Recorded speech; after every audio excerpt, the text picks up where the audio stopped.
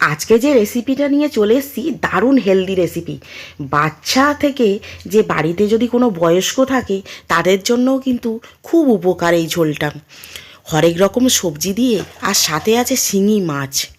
তো এই জ্যান্ত শিঙি মাছের ঝোল এতটা দুর্দান্ত খেতে। আর দেখুন শিঙি মাছটা একদম নড়াচড়া করছে।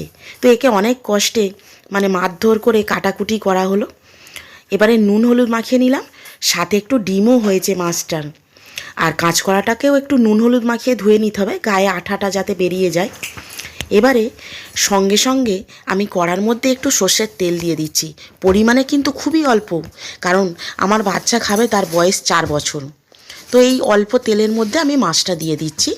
আর গ্যাসের ফ্লেমটা কিন্তু একদম লো রাখতে হবে, কারণ তেল যেহেতু খুবই কম, গ্যাসের ফ্লেম যদি হাই করেন তাহলে চুঙে যাবেন।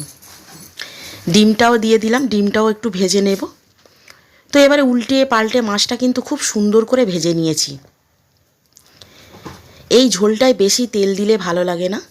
এবারে ওই অল্প তেলের মধ্যে একটু জিরে ফোড়ন দিয়ে দিলাম, এবং একে একে পেঁপে, আলু, বেগুন, ঝিঙে, কাঁচকলা সমস্ত কিছু দিয়ে নাড়াচাড়া করে নিচ্ছি।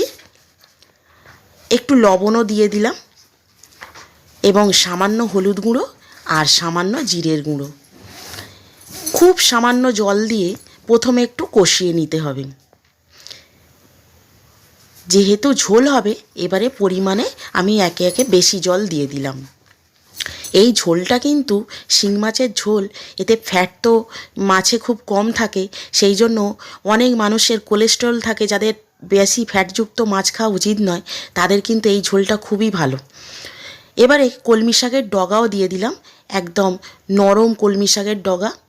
আর মাছটা ভাজার পর যেহেতু একটু শক্ত হয়ে যায় শিঙি মাছ, সেই জন্য আমি মাছটাও এই সবজির সাথেই ঝোলে অ্যাড করে দিলাম সাথে সাথে। আর ডিমটা কিন্তু দিলাম না, ডিমটা আবার ভাজা খায় আমার ছেলে শুকনো ভাতের সাথে। এই ঝোলটা কিন্তু ও খুব পছন্দ করে।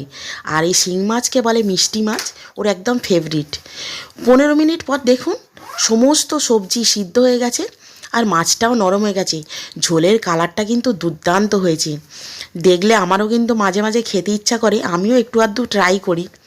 তো এরকম ঝোল একদম পাতলা পাতলা মাঝে মাঝে আপনারাও বাড়িতে বাচ্চা থাকলে, বয়স্ক থাকলে ট্রাই করবেন, খুব স্বাস্থ্যকর।